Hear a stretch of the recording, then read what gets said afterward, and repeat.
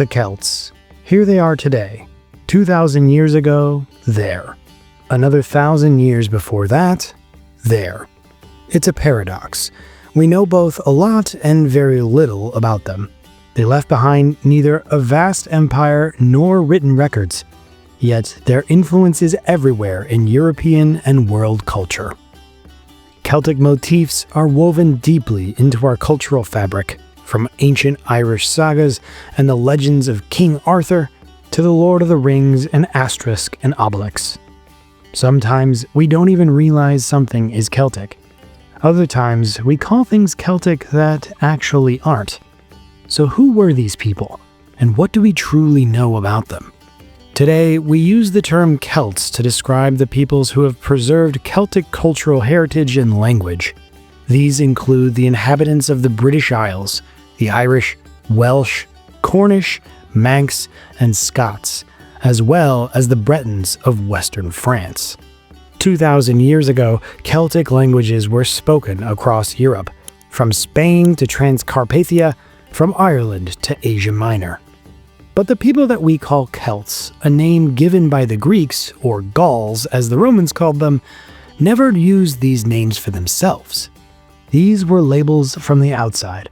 What they actually called themselves is unknown, and it's unlikely that the many Celtic tribes saw themselves as one unified people with a single shared identity.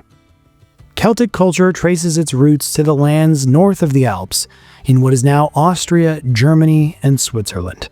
Around the transition from the Bronze Age to the Iron Age, the Urnfeld culture spread across much of Europe. This culture was known for its burial traditions, cremating the dead and placing their ashes in distinctive ceramic urns. Then, sometime around the 13th to 12th century BC, a new culture emerged, the Hallstatt culture, considered the first true Proto-Celtic civilization.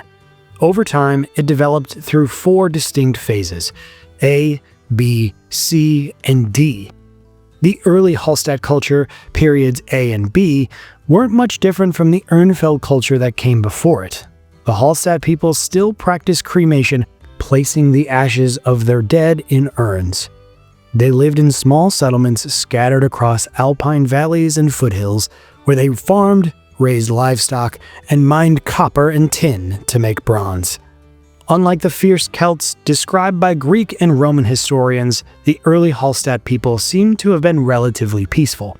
Their settlements had few fortifications, and their society appears to have been fairly equal, without a dominant warrior class. As mining expanded, the Hallstatt economy took off. Copper and tin were essential for making bronze, while salt, extracted from alpine mines, was crucial for preserving food, especially meat for the winter. Trade boomed as they exported salt, copper, and tin, while importing food, metal goods, jewelry, and pottery. As commerce flourished, Hallstatt settlements became larger and wealthier. Their location at the heart of major trade routes fueled economic and population growth. Eventually, their alpine homeland became too crowded, and the Proto-Celtic expansion began. Over the next few centuries, the Hallstatt people spread across Europe, moving north, west, and east, but not south. The Alps proved to be a major barrier, holding back their expansion in that direction. In the long run, this may have been fortunate for the Etruscans and early Italic peoples, including the future Romans, because at that time they probably wouldn't have been able to stop a full-scale Hallstatt expansion. In the west, the Hallstatt people reached Spain, made their way to the Atlantic Ocean, and even set foot in Britain.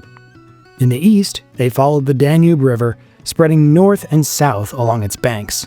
Their migrations took them into Pannonia, Illyria, and Thrace, and archaeologists have uncovered numerous Hallstatt settlements in modern-day Czechia, Slovakia, Poland, and western Ukraine.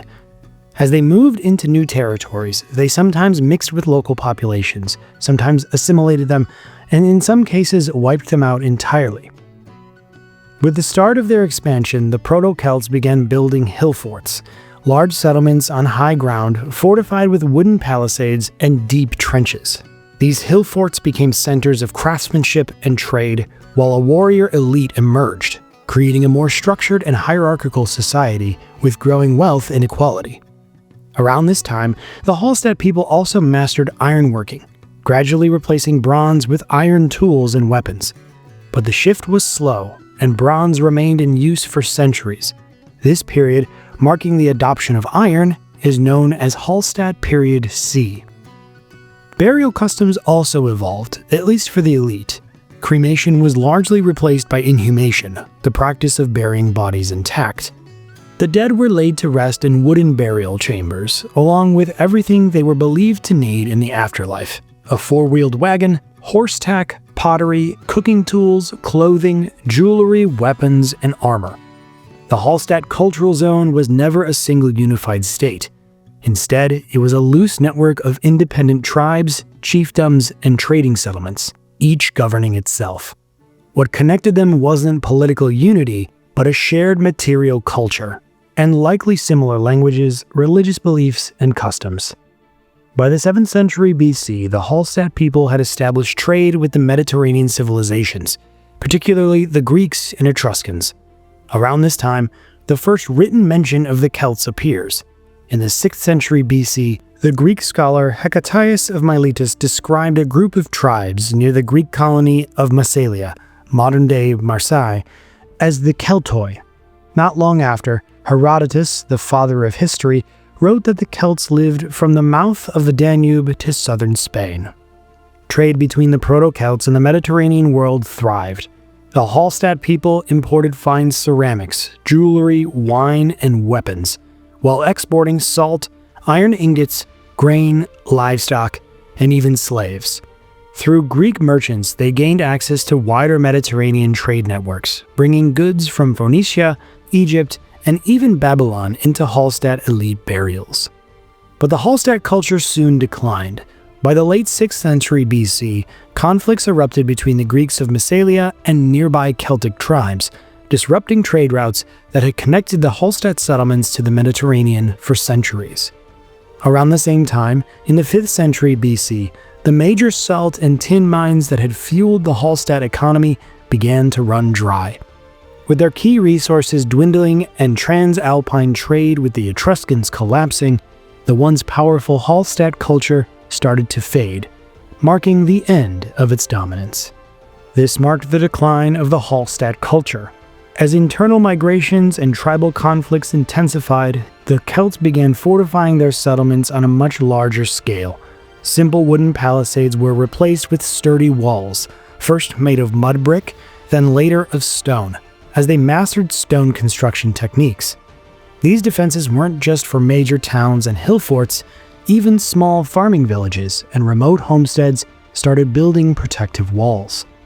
As Hallstatt society faded, a new culture emerged, the Tène culture. The Tène Celts were the very people described by Greek and Roman writers, the Celts we typically think of when we talk about the ancient Celts or the Gauls.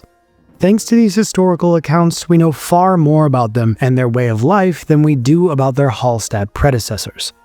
Celtic society was highly structured. At the top were chiefs or kings who were elected rather than inheriting power. The Celtic word for ruler, rix, is closely related to the Latin word rex, king. This explains why many Gallic leaders had the names ending in rix, like Vercingetorix, Viridorvix, and Ambiorix. The tribal aristocracy elected their ruler through a general assembly. A leader wasn't just chosen for his strength and bravery, he also had to be physically perfect. Any physical impairment automatically disqualified a man from becoming king. If a ruler lost a hand, an eye, or any other body part in battle, he would immediately forfeit his position. A king could also be removed if his decisions caused serious dissatisfaction among the warrior elite. Below the ruler were the warrior aristocracy and the Druids, who acted as priests, judges, healers, and advisors. There were also bards and fili, who preserved history and tradition through storytelling and poetry. Beneath them were free landowners and craftsmen, with blacksmiths and merchants holding a higher status than the other artisans due to their close ties with the nobility. At the very bottom of society were the landless dependent class, who worked for wealthy landowners. Roman and Greek writers often referred to them as slaves, but they were more likely similar to serfs. Instead of the large Hallstatt hill forts, the Celts built smaller but heavily fortified strongholds, oppida. These settlements were typically built on hills near rivers for strategic defense. Their walls, constructed from stone, massive wooden beams, and packed earth, formed a unique fortification that the Romans called Murus Gallicus, the Gallic Wall. These defenses were extremely difficult to breach but easy to defend. During the Gallic Wars, Julius Caesar suffered his only major defeat while trying to capture the oppidum of Gergovia. Learning from this, he avoided a direct assault on Alesia, opting instead for a siege. Many modern cities in France, Switzerland, Germany, and Belgium evolved from these ancient Celtic oppida. The Celts lived in large circular stone houses with conical thatched or reed roofs. These homes were spacious, often 20 meters or 65 feet in diameter, and divided into sections by radial interior walls. Furniture was minimal, floors were covered with animal skins and woven mats, and a central hearth provided warmth and served as the cooking area. A single house typically housed an entire extended family, including parents, siblings, children, elders, and foster children. Fosterage was a common practice in Celtic society. Young children were often sent to live with another family, forming lifelong bonds with their foster parents and siblings, sometimes closer than those with their own biological relatives. The Celts were a fiercely warlike people, a reputation reinforced by nearly every ancient writer. Their tribes were consistently at war, sometimes over land, migrations, or hunting grounds, other times over blood feuds and even minor insults. Ancient sources describe them as hot-tempered and proud, quick to take up arms at the slightest offense. Even something as trivial as a sideways glance could start a fight. The Celtic warrior's weapon of choice was a long, straight sword. While the hilts were often beautifully decorated with precious stones, ivory, and fine metals, the blades themselves weren't always the best quality. Both classical historians and Irish sagas mention that Celtic swords had a tendency to bend after a single strike, forcing warriors to hammer them back into shape mid-battle. The Greek historian Polybius even noted that Gallic swords were only good for one blow before becoming useless. For defense, the Celts relied on large rectangular or oval shields, typically made from woven wicker or wood, covered in leather, and reinforced with a metal boss in the center and iron bands along the edges. They also carried javelins similar to the Roman pilum, as well as long spears. Iron and bronze helmets were common, but body armor was rare. Many ancient writers describe Celts charging into battle wearing nothing but a sword and shield, sometimes completely naked, or with just a plaid cloak draped over their shoulders. While this might sound like reckless bravery, it was probably more a matter of necessity. Most warriors simply couldn't afford armor. Wealthier warriors and tribal leaders, however, wore bronze or iron breastplates, as well as chainmail, which was actually a Celtic invention. Later, both chainmail and the long Celtic sword were adopted by the Romans. One of the most distinctive aspects of Celtic warfare was their use of war chariots. Unlike the Bronze Age civilizations of the Near East, who used chariots as mobile archer platforms, the Celts held a different approach. Warriors rode into battle with javelins, which they hurled at the enemy before dismounting to fight on foot. Chariots were also used to carry wounded warriors off the battlefield. Some ancient sources claim the Celts attached sword-like blades or scythe-like edges to their chariot axles, designed to slice through enemy ranks at high speed. However, this is almost certainly a myth. No archaeological evidence or depictions of such chariots have ever been found, and from a practical standpoint, bladed wheels would have been highly unstable, likely flipping the chariot and doing more harm to its own warriors than to the enemy. A Celtic army on the march was anything but quiet. Trumpeters and pipers played loudly, creating a deafening racket meant to intimidate and demoralize the enemy long before the fighting had even started. In battle, the Gauls didn't fight in tight formations like the Roman legions or the Greek phalanx. Their weapon of choice, a large slashing sword, needed space to be used effectively.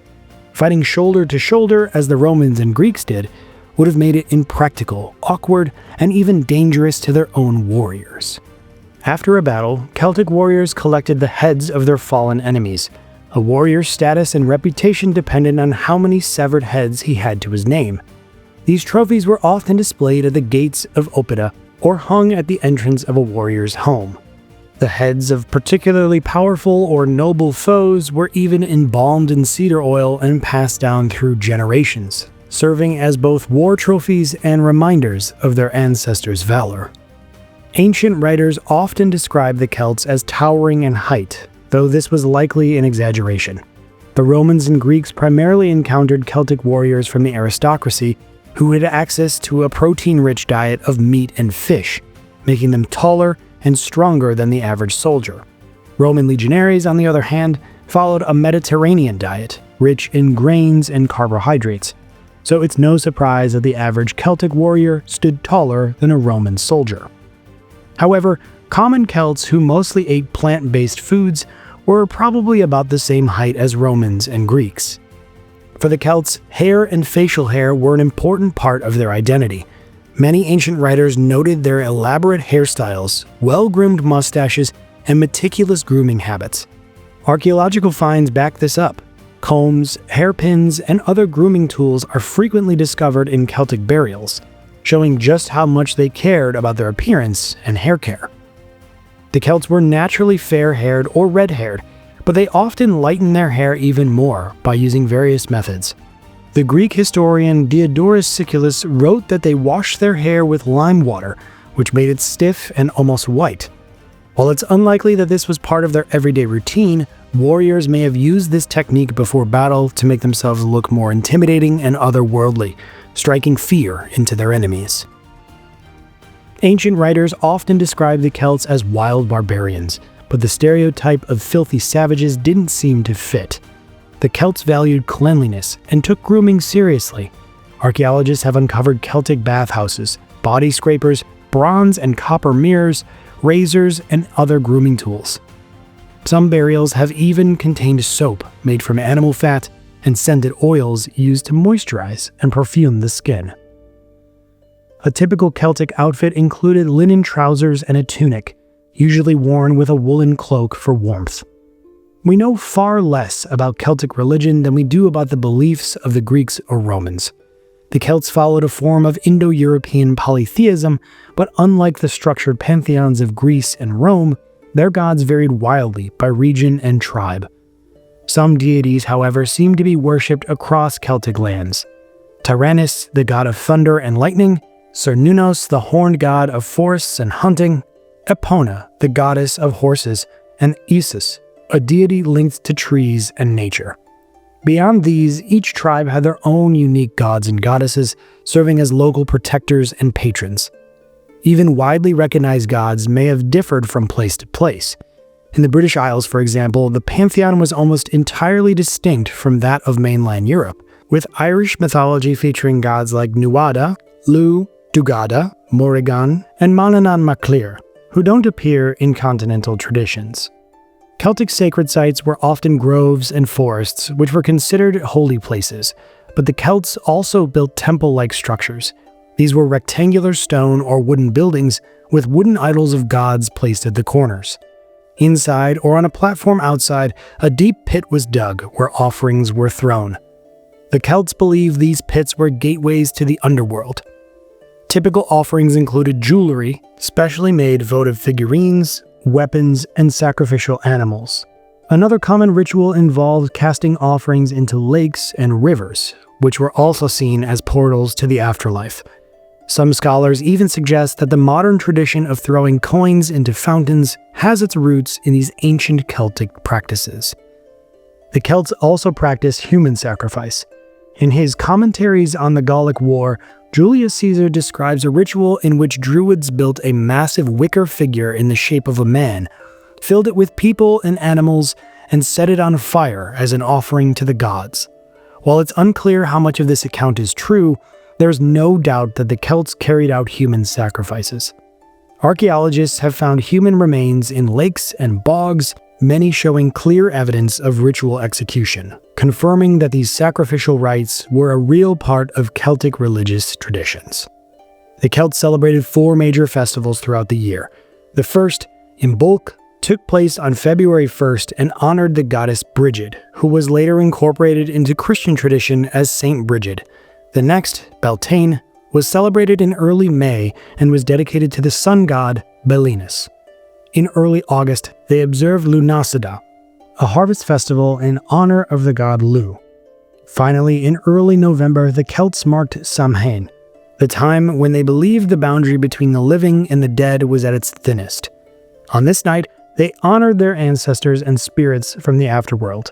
This ancient festival of the dead eventually evolved into what we now know as Halloween.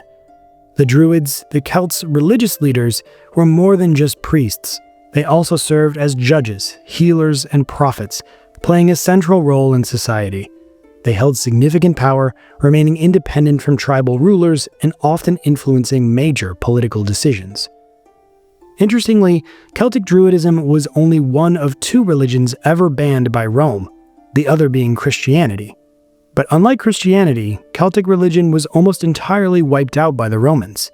While the official reason for its suppression was the practice of human sacrifice, the real motivation was likely political. The Druids were seen as a powerful and defiant force against Roman rule, and eliminating them meant removing a major source of resistance. By the late 5th century BC, a population boom in what is now France triggered a wave of Celtic migrations, spreading into Britain, Spain, and the Balkans. As they expanded, they clashed with new civilizations, leading to some of the most significant conflicts in their history. In 390 BC, the Celts invaded Etruria, raiding several Etruscan cities before coming into conflict with Clusium. The city's leaders appealed to Rome for help, as Rome was just beginning to emerge as a regional power. However, the Romans were unable to stop the Celts. Led by Brennus, the Gauls crushed the Clusian forces, then routed the Roman army at the Battle of the Ilia River. The defeat was so devastating that the Romans abandoned much of their city, retreating to the heavily fortified Capitoline Hill. With no resistance, the Gauls entered Rome and looted it for weeks. According to legend, Rome was saved by the exiled general Marcus Furius Camillus, who returned and drove out the Gauls. In reality, however, they likely withdrew on their own, either unwilling to storm the well-defended hill or needing supplies elsewhere. The Celts continued raids into northern Italy, and their invasions rocked Macedonia and the entire Balkan peninsula. Over the next several decades, they defeated Greek and Macedonian armies multiple times, and in 279 BC, they sacked the sacred sanctuary at Delphi, destroying statues of the gods. It took a massive Greek counteroffensive to finally drive them out. Some Celtic warbands settled in the conquered lands, establishing their own kingdoms. One group crossed the Hellespont, and after years of brutal fighting, they founded the Celtic Hellenistic Kingdom of Galatia in the central Anatolia. Another Celtic force, allied with the Scythians, devastated the area around Olbia, in present-day southern Ukraine. Known for their ferocity and skill in battle, Celts became highly sought-after mercenaries, serving in armies across the ancient world. Despite their military strength, the Celts never formed a unified empire, and over time they fell to more organized and expansionist powers.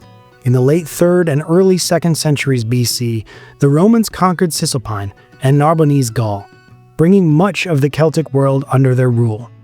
Not long after, the Cimbri and Teutons, Germanic tribes, swept through Gaul, leaving devastation in their wake. Their advance was only stopped when Gaius Marius, one of Rome's greatest generals, defeated them within Roman territory. These Germanic invasions shattered what little unity the Celts had left. By the time of Julius Caesar's Gallic Wars in 58 BC, the Celtic world was fractured linguistically, economically, and religiously, with tribes consistently fighting amongst themselves. Caesar exploited these divisions, ensuring that Gallic tribes never united against him. In the end, their inability to put aside their differences sealed their fate. With Gaul conquered, it became a Roman province. A century later, the Romans invaded Britain, and within a few decades, they controlled most of the island. By then, nearly all Celts, except those in Ireland, Scotland, and the Isle of Man, had fallen under Roman rule. Over centuries of Roman occupation, they gradually adopted Latin, Roman customs, and Roman religion. Yet traces of their culture endured. Even after the fall of the Western Roman Empire, the Frankish bishop and historian Gregory of Tours noted that many locals still left offerings in sacred groves and lakes for the old gods. Some evidence suggests that the Gaulish language survived until at least the mid-7th century AD, when it was finally replaced by Vulgar Latin, which would later evolve into Old French. Even after disappearing from continental Europe, the Celts left a lasting mark on language and culture, with Celtic words and influences surviving in many European languages, including English. If you made it to the end of this video, we really appreciate it if you liked and subscribed. Follow along on our journey through ancient civilizations and history. We put out new episodes every single week. If you'd like to support the channel, join our Patreon or become a YouTube channel member. You get early access to new episodes, behind-the-scenes looks, and more.